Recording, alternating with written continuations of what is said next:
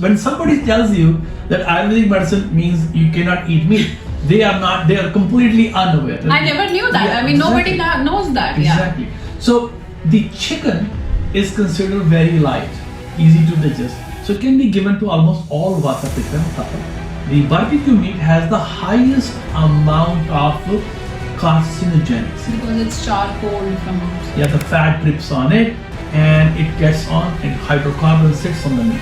But if you take the same meat, you make it into a soup, you make it into a curry, have a very less.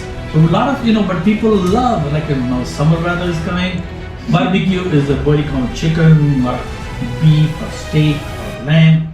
So those are not the best meat. Those are very heavy to digest. But if you boil them, it's more easy. So make a soup or make a curry, more easy. And if you use too many heavy spices, that's not good. Have you avoided Ayurveda because you are always of the thought that chicken would be taken away from my plate? Be honest with me and stay here.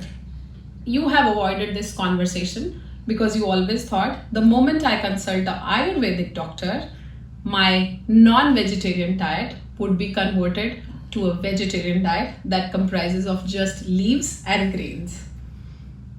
Do you think it's the truth? Let's uncover it today. Welcome Dr. Sodhi to the Disease Free Living Society podcast, where we uncover one hidden truth about better health by understanding, not by fear.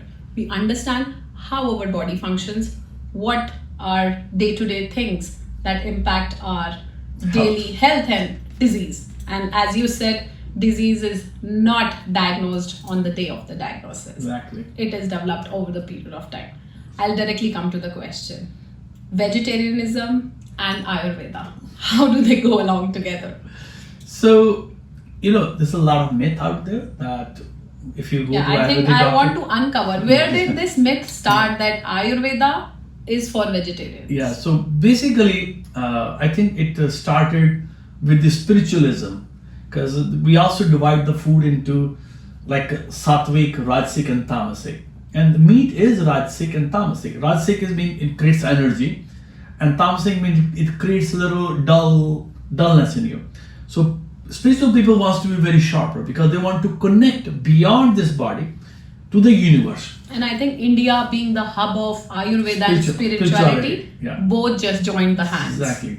So, but as a doctor, when somebody comes to me and he needs some animal protein, I will encourage him to take, and every day I talk about it. I'm not a vegetarian, but I will have no problem with vegetarianism. But if you need something, like for example, Ayurveda is the science of the body. It observes what the body needs. And the body, depending on the person's season, the disease process or health situation, may need meat. Like if you're an athlete, you need more protein. Yes, protein can come from different sources, but animal protein is more bioavailable. The first Ayurvedic doctor, Sushruta, he in many of the books have written about, explained detailed about the preparation of meat and how it is useful. I'll start from that. What kind of meat, the form, how do we eat it? Is it important or not? So the meat has been explained in details in Ayurvedic textbooks. Charak Samhita, which is the first textbook of medicine, Sushruta, which is a more surgical textbook. Mm-hmm. Sushruta was performing advanced surgery several thousand years, like cataract surgery, rhinoplasty. I'm amazed, sir. You know this. He could split hair into 100 parts. So we talk about microsurgery. It's all written, in the textbook. So basically, depending upon the situation, if you need a meat, the meat was given in the different form, like we call soup, but Ayurvedic medicine call it yush. Okay. Means when you boil the meat and the soup which you got, and you put some herbs on top of it, it's considered very nourishing and building to the body. And when you're weak, you need that protein. Nowadays everybody's having protein. Yeah. The animal sources are mainly protein, and we are more bioavailable protein than your vegetarian protein. Vegetarian protein, I'm not putting it down, but they have to be fermented, broken down to absorb into the system. And they are not complete protein. In animal protein, we have all the essential amino acids.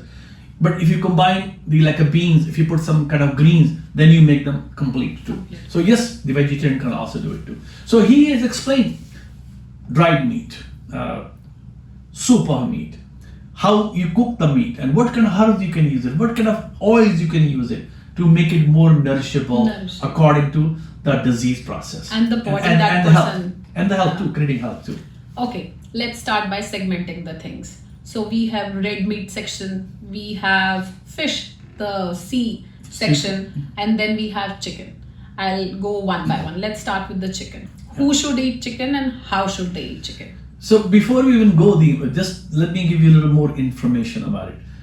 In Charak Samhita, they have explained animals of the land, animals which fly, animals in the marshy land, animals who live in the the holes. So they talk about in details what effects they will have on your body. So when somebody tells you that Ayurvedic medicine means you cannot eat meat, they are completely unaware. I never knew that. Yeah, I mean, exactly. nobody knows that. Exactly. Yeah. So the chicken is considered very light, easy to digest. So it can be given to almost all Vata, Pitta and Kapha people. Okay. But another interesting fact about it.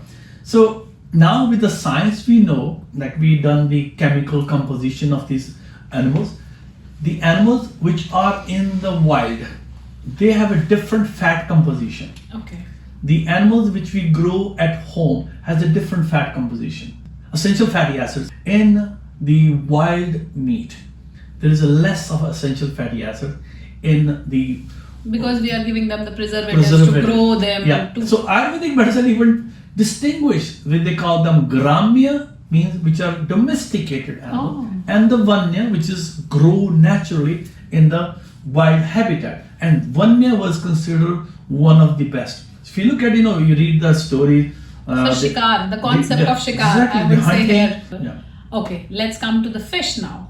Who should eat fish? How should they eat fish? And rather because water is 70% composition of our earth, so there are lakes, there are sea, there's ocean, fishes are available everywhere. So I want to understand what kind of fish and how we should be eating it.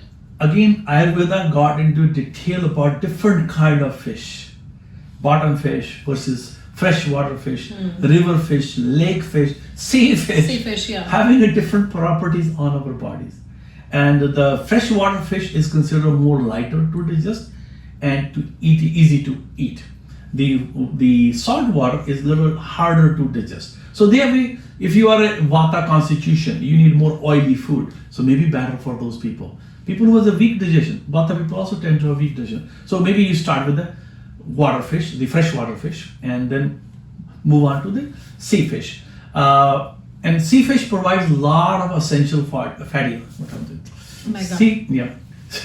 Sea fish provides a lot of essential fatty acid, and similarly, freshwater fish like a trout is a freshwater fish, has a lot of essential fatty acid, which is considered very beneficial. People who eat like Alaskan people, the native people, they have virtually no heart attack because they ate very heavy meat, but they have mainly meat is the fish. And so salmon, trout and everything. Trout, exactly. So, food is not the problem, our body constitution is. If our Vata, Pitta and Kapha are different, foods would react differently. Exactly. That is what my understanding and same goes to other people. Yeah. So no, actually, very interesting Ayurvedic concept. They say don't combine, you heard that, don't combine milk with the fish. Fish, yeah. Those are considered avrud ahar, means opposite properties of the food. So because milk is a protein, fish is a protein, and they will compete and they will also create a indigestion. So in Ayurvedic medicine, fish and milk are never given together. But if you look at all the gourmet cooking these days, and that at least they say that it will create ama in your body. Means ama, you understand now. Undigested food, exactly. So when you're not digesting your food properly, you will have problem. And then they have created that what kind of diseases you can get from eating that combination. So there's a lot of those no's and don'ts kind of stuff, which goes with the animal protein. Okay. My final thing, the red meat, beef, lamb and everything. Same question. How, when, and what kind of people should be eating? So the best meat is considered goat meat. Goat is called aja in Sanskrit. And aja, the goat meat, has been given the highest preference, more easy to digest. But what has happened over the years, it's in front of my eyes. Like, we have started to make meat into a more gourmet thing. There's so much frying, there's barbecue. All those are toxic meat, by the way. In Ayurvedic medicine, even we don't encourage people to eat the barbecue kind of meat because that make more toxic load.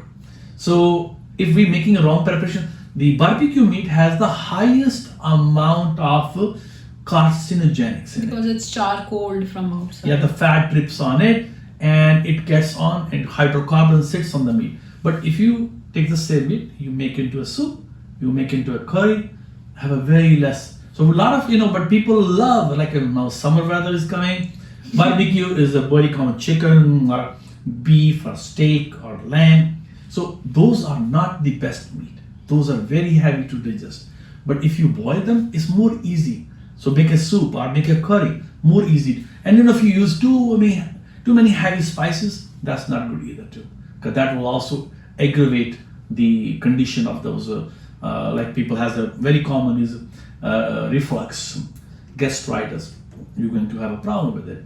The more you fry, the more you do, the more you're going to have that problem. So we spoil our food. Meat is not a problem. How it is cooked, when to eat it, and which Vata, Pitta and Kapha body composition needs to eat it. That is how things should be taken, which generally people don't consider. Yeah, that's right. So beef, you talked about, beef is considered very heating, by the way. So if you have Pitta constitution, you'll have issue with it.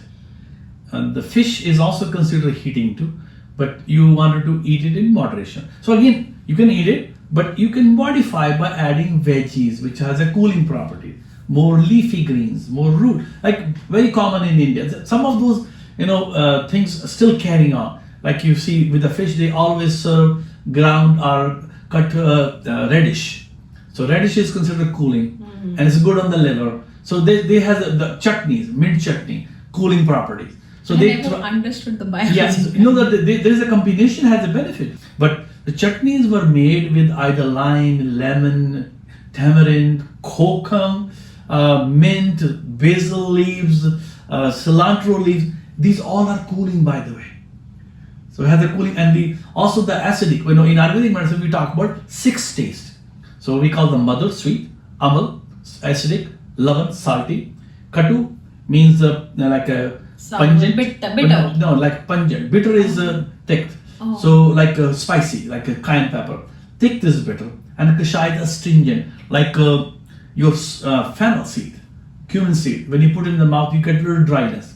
If you eat raw banana, you see that dryness in your mouth. So those are considered kashai.